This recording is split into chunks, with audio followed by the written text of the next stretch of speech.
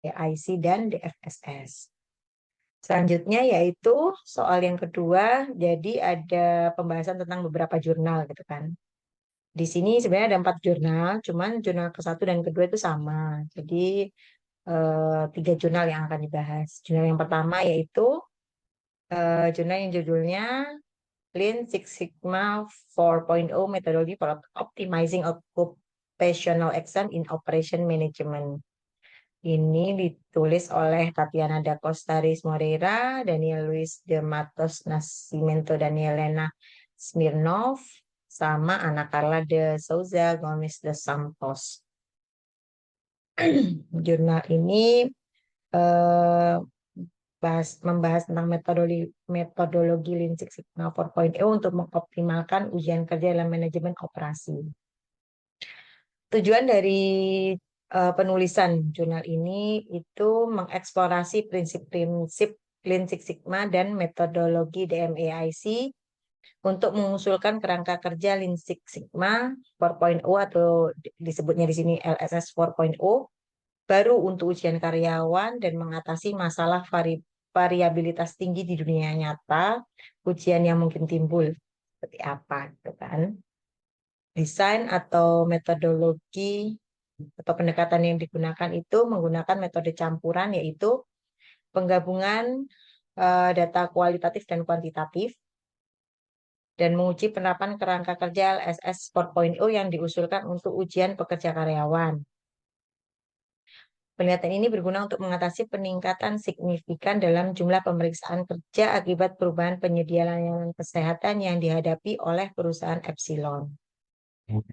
Sebenarnya Lean Manut. Jadi apa sih, kita bahas dulu LSS sama apa LSS 4.0 seperti apa gitu kan.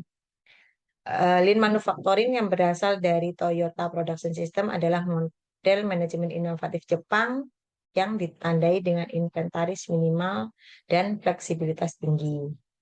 Jadi konsep Lean ini muncul setelah Perang Dunia Kedua. Ketika itu perusahaan-perusahaan Jepang menghadapi tantangan yang untuk mencapai tingkat efisiensi yang sebanding dengan Ford. Jadi Ford itu terkenal dengan limbah rendah dan operasi hemat biaya. Keadaan ini memaksa organisasi untuk menyelaraskan tindakan mereka dengan prinsip-prinsip yang dianjurkan oleh Lean Manufacturing. Terus konsep Six Sigma itu diperkenalkan tahun 1980 oleh Bill Smith di Motorola Corporation. Tujuannya konsep itu tuh mengurangi kesalahan dan cacat melalui metodologi DMAIC. Jadi DMIC ini mengacu pada pendekatan siklus hidup berbasis data yang memastikan tujuan operasi yang terorganisir, logis, dan efisien dalam manajemen proyek. Nah, LLS 4.0 ini berkaitan dengan integrasi alat, metodologi, dan prinsip LSS dengan teknologi industri 4.0 dengan fokus daripada peningkatan operasional pada proses produksi. Integrasi ini yang disebut LSS 4.0 ini menggunakan metodologi yang tadi seperti analisis data besar, kecerdasan buatan, komputasi awan atau cloud computing ya, IoT, digital twin, datakan 3G dan sebagainya.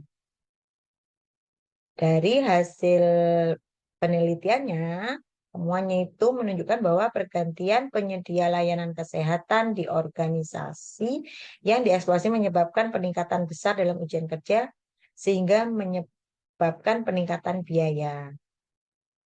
Peningkatan besarnya itu dari jumlah ujian kerjanya sampai dari hasil penelitiannya ya sebesar 149%. Terus dengan menggunakan pendekatan interpretasi sintaksis Lean Six Sigma dan DMIC, perbaikan diidentifikasi, kemudian diatasi penyimpangan prosesnya dan kebutuhan informasinya, akhirnya menerapkan tindakan perbaikan meningkatkan proses ujian dengan mengurangi jumlah ujian dan biayanya. Jadi bisa menekan biaya dengan penerapan LSS 4.0 itu. Batasan dari penelitiannya itu apa? Jadi penting untuk mengetahui keterbatasan tertentu seperti konteks spesifik studi kasus dan pengecualian kategori ujian tertentu. Implikasi praktis dari jurnal itu sangat besar, memberikan organisasi wawasan manajerial yang berharga dalam meningkatkan efisiensi, terus mengurangi biaya dan memastikan kepatuhan terhadap peraturan saat mengelola ujian kerjanya.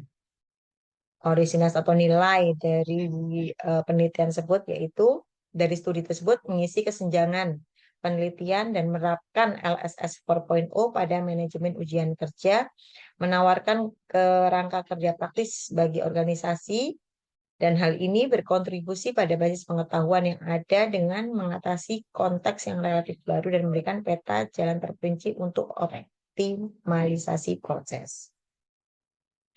Itu dari jurnal yang pertama. Jurnal kedua sama dengan jurnal pertama. Jurnal yang ketiga yaitu The Development of Lean Six Sigma and BIM Framework for Enhancing Offset Manufacturing. Ditulis oleh Olivia McDermott, Kevin O'Dwyer, John Noonan, Anna Trubetskaya, dan Angelo Rosa. Jurnal ini membahas tentang pengembangan kerangka Lean Six Sigma dan BIM untuk meningkatkan manufaktur di luar lokasi. Tujuannya apa? Tujuannya yaitu penelitian ini bertujuan untuk meningkatkan penyampaian proyek perusahaan konstruksi secara keseluruhan dengan memanfaatkan metode Lean Six Sigma atau biasa disebut dengan LSS yang dikombinasikan dengan Building Information Modeling atau BIM untuk merancang, memodulasi, dan memproduksi berbagai elemen bangunan lingkungan pabrik yang terkendali di luar lokasi. Metodologinya apa? Metodologinya yaitu sebuah studi kasus di sebuah perusahaan konstruksi menggunakan metodologi LSS dan BIM untuk mengidentifikasi pemborosan yang tidak bernilai tambah dalam proses konstruksi dan meningkatkan keberlanjutan serta mengurangi limbah dan meningkatkan praktik ramah lingkungan. Jadi tujuannya nanti memang salah satunya tuh mengurangi limbah ini ya. Di konstruksi itu biasanya limbahnya itu banyak gitu kan. Jadi ada penelitian ini dengan metodologi LSS dan BIM sehingga bisa mengurangi limbah dan meningkatkan praktik ramah lingkungan. Nah, kalau LSS secara umum mungkin mirip ya sama sebelumnya, pada jurnal sebelumnya. LSS itu Six Sigma, metodologi Lean-nya, metodologi Lean Six Sigma. Nah, di sini tuh BIM tuh apa sih? BIM itu pemodelan informasi bangunan merupakan teknologi canggih yang memanfaatkan teknologi digital inovatif, pemindaian point cloud, dan peralatan instalasi virtual atau augmented reality yang punya dampak besar pada cara pelaksanaan proyek konstruksi dengan BIM. Nah, jadi dengan BIM ini memungkinkan biaya bangunan tambahan yang lebih rendah, penerapan strategi desain pasif, dan penggunaan kembali material untuk mengurangi dampak lingkungan dari aktivitas konstruksi. Melakukan analisis energi dan desain untuk konsumsi energi yang optimal. Jadi dikombin melalui teknologinya BIM yang biasa digunakan di bidang konstruksi dengan metodologi LSS, Lean Six Sigma, untuk mengurangi cacat dan pemborosan dan mengurangi pemborosan. Dari hasil penelitian itu ditemukan bahwa sebuah perusahaan konstruksi berbasis di Irlandia yang memproduksi rak pipa modular untuk industri farmasi memanfaatkan LSS untuk mengoptimalkan dan menstandarisasi proses mitra manufaktur di luar lokasi atau biasa disebut OSM ya, offsite manufaktur, dan memanfaatkan BIM untuk merancang skit yang dapat diproduksi di luar lokasi dan diangkut dengan mudah dengan instalasi dan pekerjaan ulang minimal di lokasi. Diperlukan produktivitas ditingkatkan, limbah berkurang, lebih sedikit energi yang dikonsumsi, cacat berkurang, dan jadwal penyelesaian proyek juga berkurang. Batasannya apa dari penelitian ini? Studi kasus dilakukan pada satu perusahaan konstruksi dan satu jenis produk konstruksi. Jadi hanya dilakukan pada satu perusahaan konstruksi dan satu jenis produksi. Studi kasus lebih lanjut akan memastikan jenasi yang lebih baik. Namun penerapannya telah diuji pada perusahaan konstruksi modular dan metode yang digunakan menunjukkan bahwa kerangka umum yang yang dapat diterapkan menyesuaikan dengan perusahaan di luar lokasi manapun.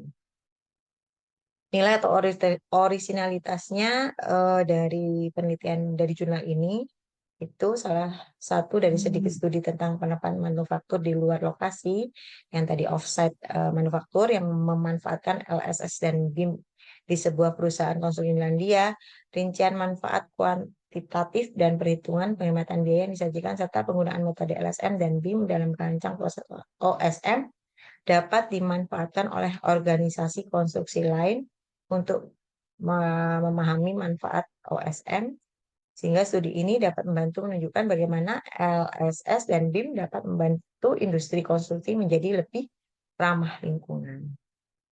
Itu penjelasan dari jurnal ketiga. Nah, bagaimana dengan jurnal keempat? Dari jurnal keempat ini judulnya Learning of Quality Improvement Theory, Experience with Reflecting Learning from a Student Perspective oleh Roland Helberg dan Eivind Koskenger. Ini tentang pembelajaran teori peningkatan kualitas, pengalaman dengan pembelajaran reflektif dari perspektif siswa. Tujuan penelitian ini itu untuk menyelidiki bagaimana para profesional yang melanjutkan pendidikan kursus manajemen mutu menilai dengan penekanan pada pembelajaran reflektif dan pemecahan masalah nyata. Khusus yang diaudit terdiri dari pengajaran berbasis modul, sementara siswa mengerjakan proyek perbaikan di tempat kerja mereka di antara sesi kursus. Penelitian ini penelitian ini memiliki tujuan ganda, yaitu untuk berkontribusi pada desain kursus peningkatan kualitas berdasarkan tindakan yang dipelajari dan untuk menawarkan wawasan tentang penggunaan metode penilaian akhir yang terdiri dari laporan dari langkah kerja antara dan laporan akhir. Metodenya bagaimana? Metodenya jadi setelah menyelesaikan kursus, siswa menerima survei dengan pertanyaan dan pertanyaan tentang isi kursus, penyampaian dan metode penilaian akhir. Mereka menjawab pertanyaan-pertanyaan melalui kuesioner dengan skala Likert 7 dan juga ada yang open question. Jadi peserta khususnya itu merasakan hasil pembelajaran dengan pembelajaran reflektif dalam kursus yang baru dibuat dalam peningkatan kualitas berdasarkan Prinsip Sigma, TGM, metode peningkatan lainnya. Kursus tersebut telah diadakan sebanyak 4 kali, yaitu 2020, pada tahun 2020 dan 2021. Jadi yang pertama waktu musim semi 2019, 2020, kemudian 2021 dan musim gugur 2021. Jumlah siswa yang sudah ikut kursus itu sebanyak 66 orang.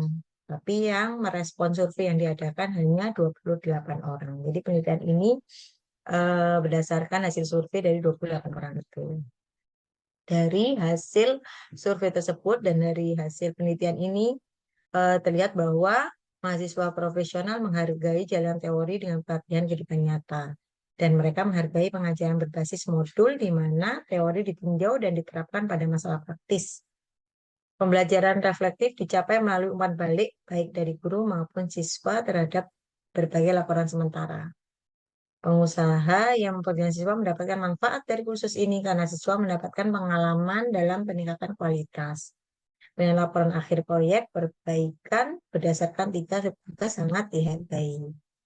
Terus implikasinya apa? Nah, jadi pengembang kursus peningkatan kualitas mendapat manfaat dari mempelajari bagaimana kursus ini disusun, dinilai, dan bagaimana peserta memandang komponen-komponennya. Nilainya apa dari penelitian ini? Desain khusus dengan modul dan langkah kerja menengah, di mana siswa mendapatkan teori dalam peningkatan kualitas pada proyek nyata di tempat kerja mereka. Merupakan konsep yang orisinal, yang bernilai maksudnya. Modul tersebut sesuai dengan metodologi plan, do, check, and action. Demikian jawaban atas UTS-nya.